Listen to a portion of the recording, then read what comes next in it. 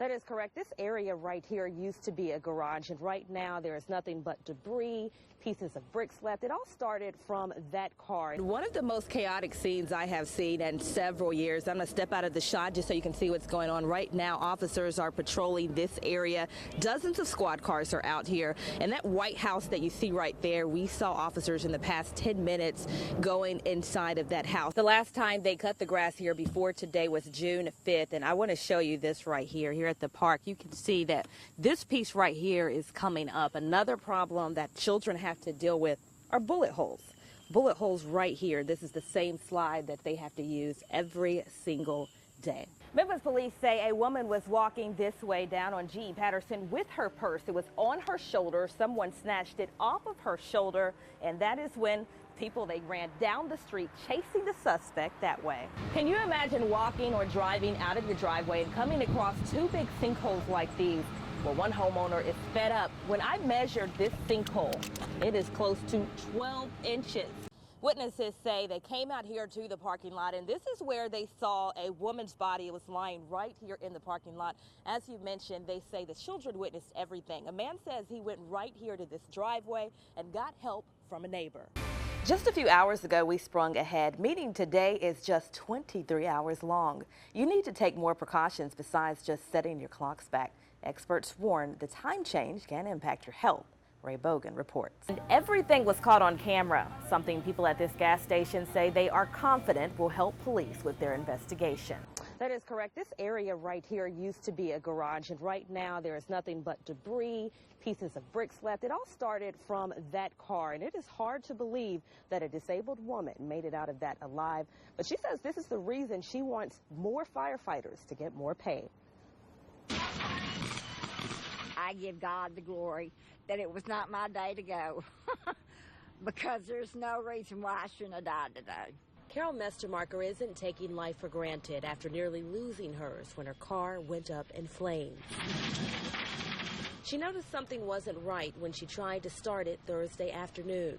I cut it off and I restarted it, and then there was a pop and smoke. Then there was flames. That's when she grabbed her walker out of the passenger side and barely made it out. All within 15 seconds. I mean, just enough time for me to get out the side garage door. It went up. It just exploded. This happened during a time when the Memphis Fire Department is still working to recruit. The department was invited to Texas A&M Emergency Services Training Institute on March 23rd, where they'll train candidates at a career expo and bring in recruiters. Mestermarker says firefighters responded within minutes. That's why she hopes the department will do more to keep firefighters in the city. That's why they take their training here and go elsewhere, because they can get more money.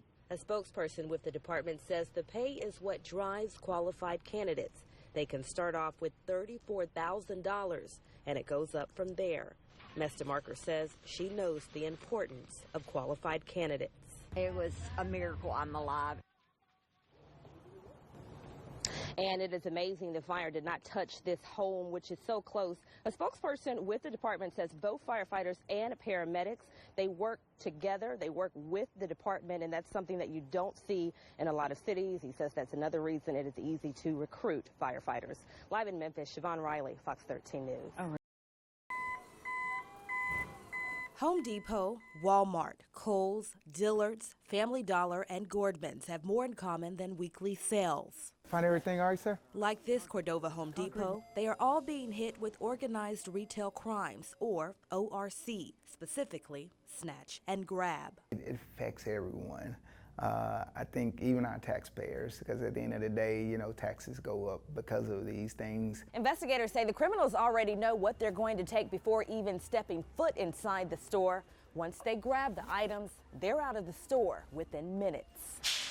I found out the same group of thieves hit at least 6 Home Depot stores more than 20 times between May and August of last year in Memphis. It was an incident where we had, someone come in and, walk out with a blower. Memphis police arrested this man back in March. 19-year-old McCain Haynes is accused of stealing $16,000 worth of merchandise.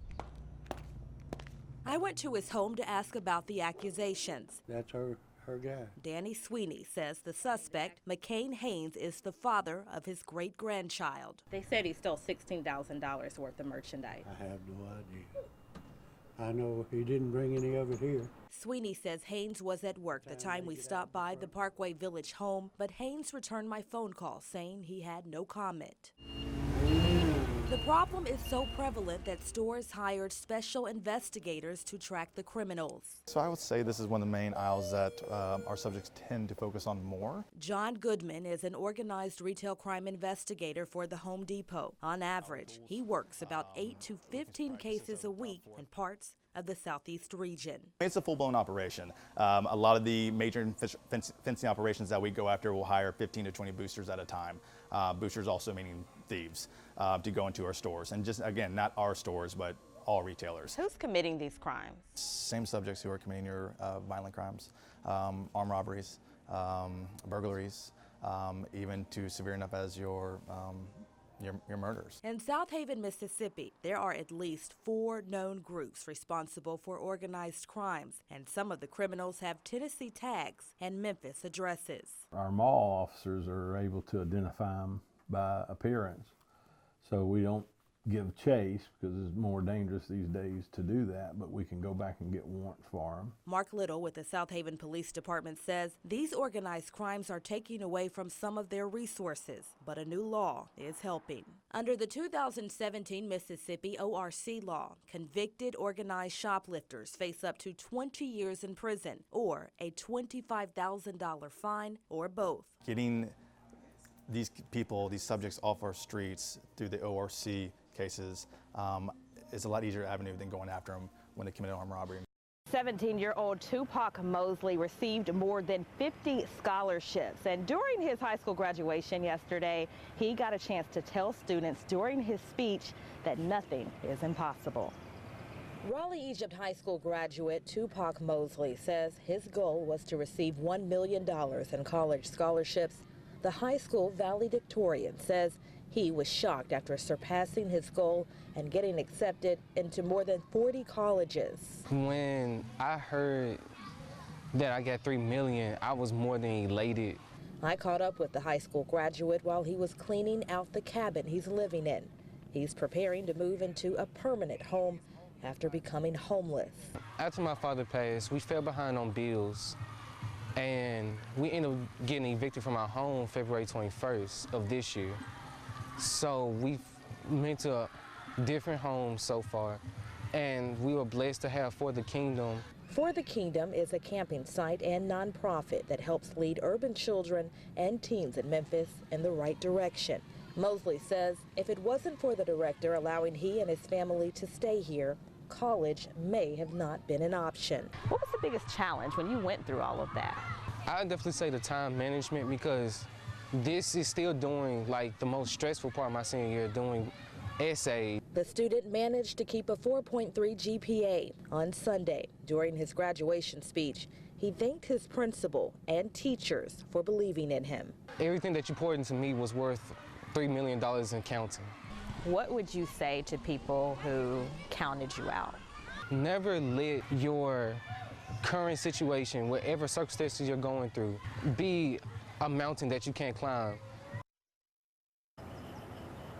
I just spoke with his administrators here at Raleigh Egypt High School less than 30 minutes ago, and they tell me that Mosley always manages to stay positive and keep a smile on his face. He is going to Tennessee State University in the fall, and he will major in electrical engineering. And you're probably wondering what happens to all of that money. He does not get to keep it all, only for some of the private scholarships that he received, and of course for the college that he is going to attend. Live in Raleigh, Siobhan Riley, Fox 13 News. Good morning, everyone. I'm Siobhan Riley. The time now is 6 a.m. It is March 16th, this Saturday morning. Developing this morning, 2 people were taken to Regional 1 last night after being shot. This happened at a McDonald's on Frazier Boulevard. We know one of the victims is in critical condition while the other is expected to be okay. A parolee is wanted after escaping a Mississippi jail Friday. The Mississippi Department of Corrections says Ryan Lewis got out of the Amite County Jail. We're told he's driving a stolen white Nissan Maxima. Lewis has been convicted of car theft and prison contraband in Lincoln County. Two suspects are wanted for breaking into a Memphis business. This is a picture of the suspect who hit a business in the 700 block of East Parkway South just after 3:30 Friday morning. The business owner told police the suspect opened the cash register, but it was empty. An 11-year-old charged in the double shooting in Memphis was in court Friday. He's accused of shooting a 14-year-old and the teen's father Wednesday on Ardmore Street in Frazier. Heart-stopping video released Friday shows the chase that led to a deadly officer-involved shooting in West Memphis. The officers in the shooting are not facing charges.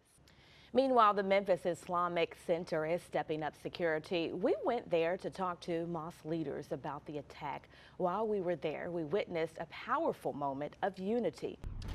Coming up, all around the world, students protest for our planet, what they're urging adults to stop doing. This is Fox 13 News.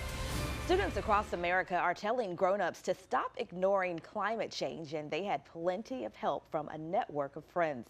Fox News correspondent Brian Yanis reports. The Summer Olympics in Tokyo next year may be referred to as the Robot Games. Friday, organizers displayed robots that will be used at the stadium to provide assistance to fans who use wheelchairs. A new study about head injuries in children from the CDC has good and bad news. The good news, the amount of cases of head injuries in boys is going down. The bad news is, for girls, the number is going up.